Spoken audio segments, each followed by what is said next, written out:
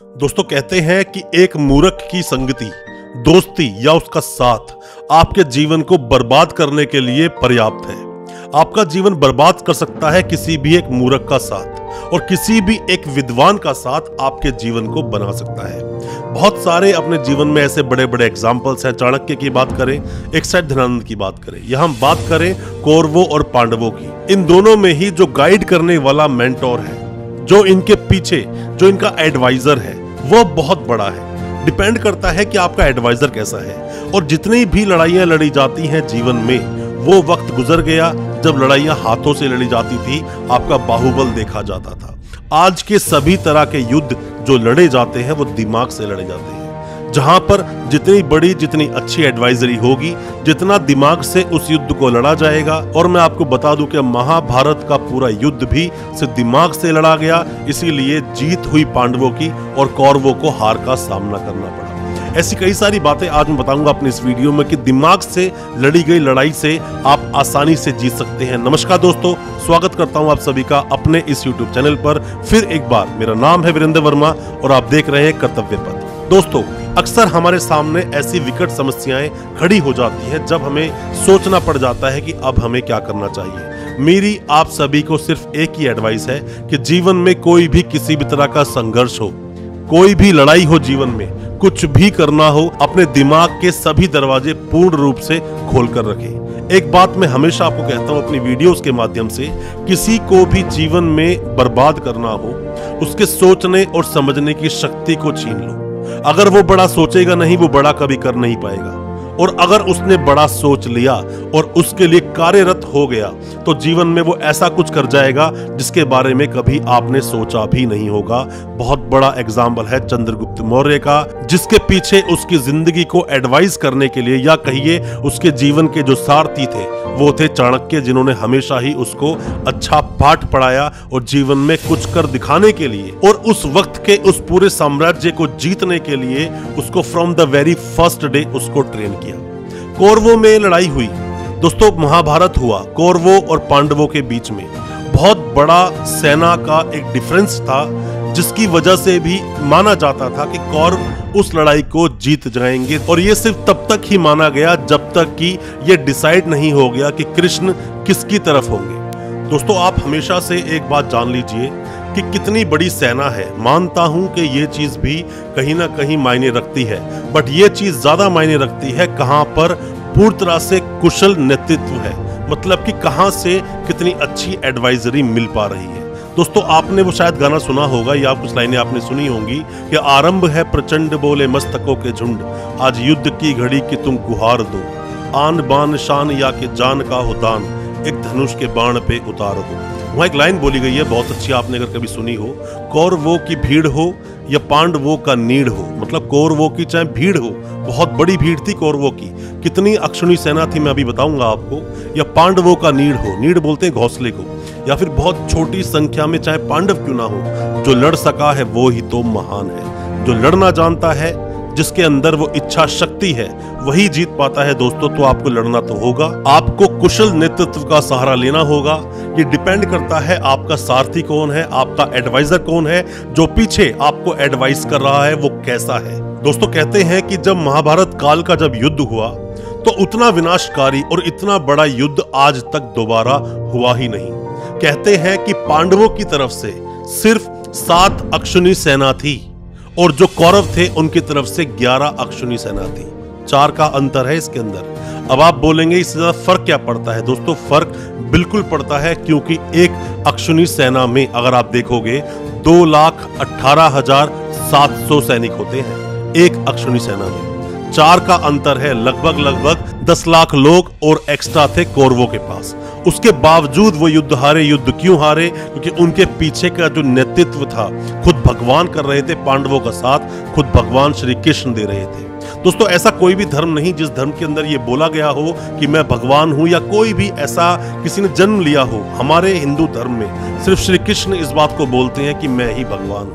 दोस्तों, एक तरफ अगर देखा जाए महाभारत में, तो इतने बड़े बड़े योद्धाओं ने उसके अंदर पार्टिसिपेट किया, युद्ध किया, साथ में लड़े कौरवों को जिताने के लिए, और कई सारे योद्धा लड़े पांडवों को जिताने के लिए, और बहुत बड़ा नरसंहार हुआ। बहुत लोग मारे भी गए, बट उसके बावजूद जीत हुई पांडवों की। क्योंकि जब तक आपके पीछे जो आपका सारथी है, जो जीवन को चलाने वाला है, जिसकी आप एडवाइस लेते हैं, जब तक वो कुशल नहीं होगा, आप उस युद्ध को हारोगे।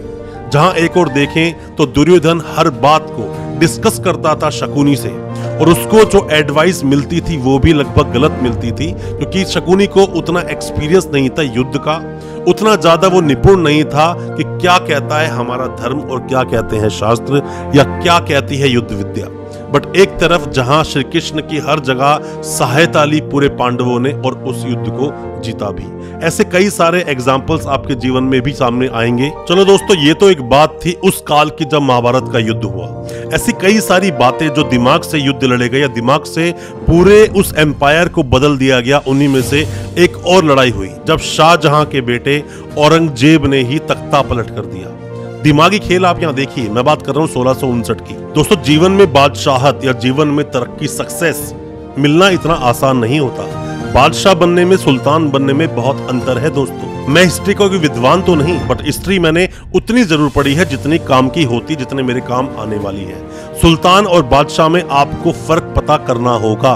दोनों में क्या फर्क है आपको जानना होगा अगर आप जीवन में कुछ करना चाहते हैं। सुल्तान वो जिसके ऊपर कोई रूल करने बैठा है, और बादशाह वो जो सब पर रूल करता है, उस पर कोई रूल करने के लिए नहीं बैठा होता। हिंदुस्तान में जब सुल्तान आना शुरू हुए तब ये बोलते थे बगदाद में बैठा है हमारा वो बादशाह, पर जब बादशाहत यहाँ पे सब कायम हो गई, मतलब जो मुगल एम्पायर आया, किसी भी तरह के एम्पायर जब यहाँ पर आके उन लोगों ने रूल करना शुरू किया, तो बादशाह एक नाम सामने आया। बादशाह मतलब उसके ऊपर कोई रूल करने वाला नहीं है। आप अपने आप को बादशाह बनाना चाहते हो सुल्तान, ये आप पर निर्भर करता है। अगर जीवन में सभी विषम परिस्थितियों में भी आप लड़ पाए, मतलब उन सभी कठिन परिस्थितियों का सामना आप निडर भाव से कर पाए, साथ में ही बुद्धिमान रहे, तो ही उसका सामना कर पाओगे, तो ही आप बादशाह बनोगे। पर अगर आप किसी पर डिपेंड रहे, तो मैं आपको बता दूं, हाल वही होगा कि लास्ट में आपको सुल्तान से भी हटा दिया जाएगा।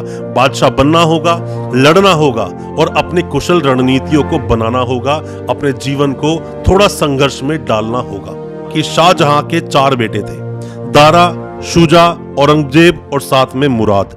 जो दारा था वो शाहजहां के साथ ही आगरा में ही रहा करता था। अब हुआ क्या कि जब शाहजहां की उम्र हो गई, होता क्या है दोस्तों कि जब भी कोई एक बादशाह जो अब अपने बादशाहत से अब वो हटना चाहता है या फिर अपनी राजगद्दी देना चाहता है अपने बेटे को, तो वहां एक वो नाम अनाउंस करता है। तो ये पता चलता है, क्योंकि ये चारों जो बेटे थे इसके, दारा, शुजा, औरंगजेब और मुराद, ये चारों अलग अलग कोने में थे। तो वहां जब दारा को वो डिसाइड करता है कि ये अगला बादशाह बनेगा, तो पता चलता है शुजा को, औरंगजेब को, साथ में मुराद को। शुजा को पता चलता है तो वो बोलता है क्यों ना मैं राजा बन जाऊं, मैं क्यों ना बादशाह बन जाऊं। औरंगजेब अपना सोचता है, मुराद अपना सोचता है, और इन्हीं सबके सोचने के बीच में ही ये सब एक दूसरे पर आक्रमण करने की कोशिश कर देते हैं। जहां शुजा अटैक करने वाला था दारा पर, वहीं एक और मुराद और औरंगजेब दोनों एक साथ हो जाते हैं और वो बोलते हैं कि हम दोनों एक साथ अटैक करेंगे।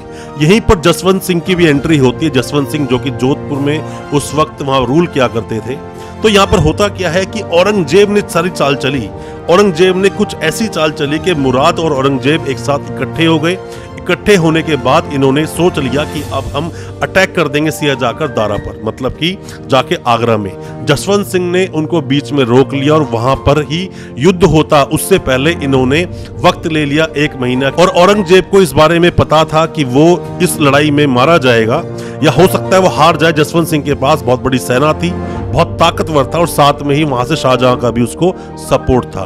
तो उसने चाल चली। उसने चाल ये चली कि भाई मैं तो मिलने के लिए जा रहा हूँ सिर्फ अपने पिताजी से, क्योंकि वो बीमार है, जो शाहजहां था।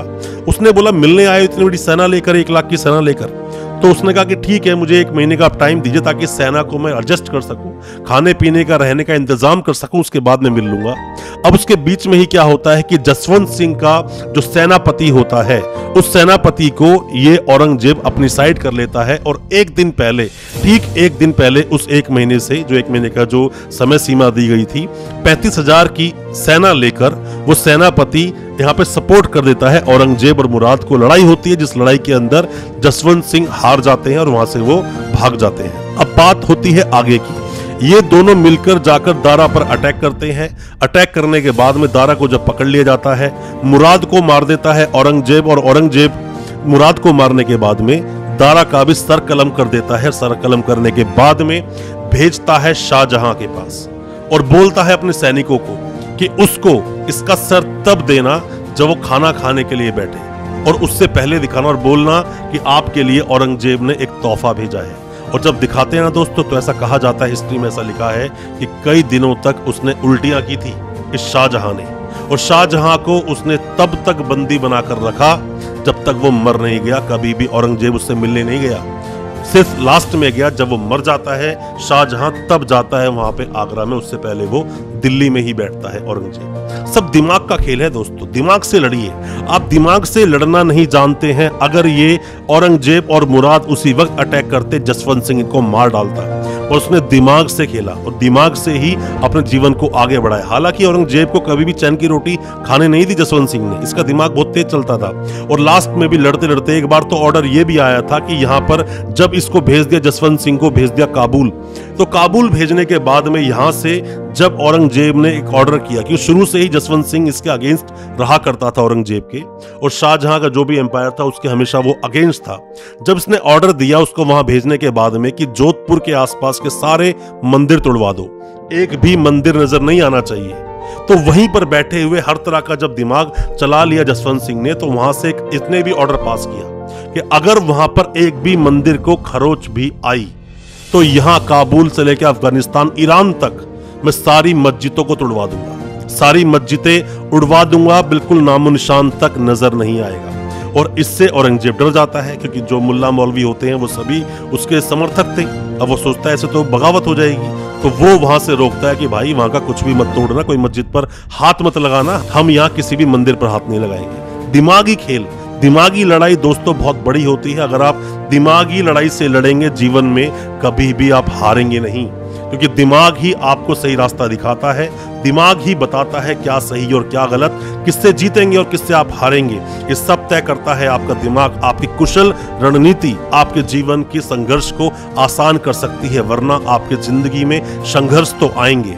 या तो प्यार से उन संघर्षों को काट लो, अगर आपको कटवाया गया, मतलब कि आपके साथ उन संघर्षों ने आपका पीछा अगर पकड़ लिया, तो आप बर्बाद भी हो सकते हो। बेहतर है जीवन को कठिनाइयों से जियो। जितना ज्यादा कठिन अपनी जिंदगी बनाओगे, मतलब आप उतनी ज्यादा सक्सेस की ओर जा रहे हो। सक्सेस कभी भी घर बैठे नहीं मिलती है। दिमाग को चलाइए, जितना हो सके दिमाग का इस्तेमाल कीजिए, और दिमाग इस्तेमाल लोमड़ी वाला नहीं करना है, और ना ही तो ताकत सिर्फ वो चाहिए गेंडे वाली। आपको कुशल नेतृत्व, मतलब जैसे शेर करता है ना, उसके अंदर दिमाग भी है, पावर भी है, फुर्ती भी है, और हर तरह से सोच समझ भी सकता है। इसीलिए वो जंगल का राजा है। आपको जंगल का राजा बनना है या जंगल का सिर्फ एक नामी भारी भरकम हाथी बनकर जीवन में रहना है, ये लोमड़ी बनना है, वो आप पर है।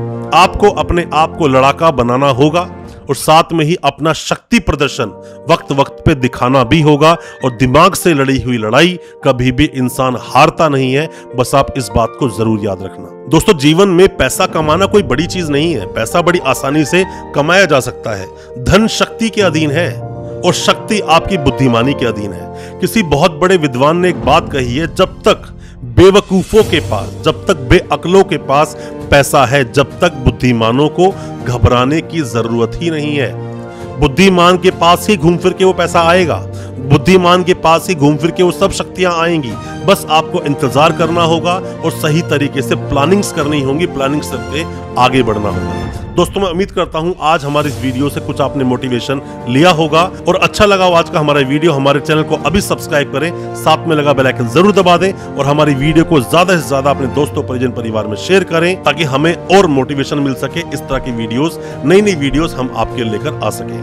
बहुत बहुत शुक्रिया दोस्त, धन्यवाद हमारे इस वीडियो के साथ बने रहने के लिए।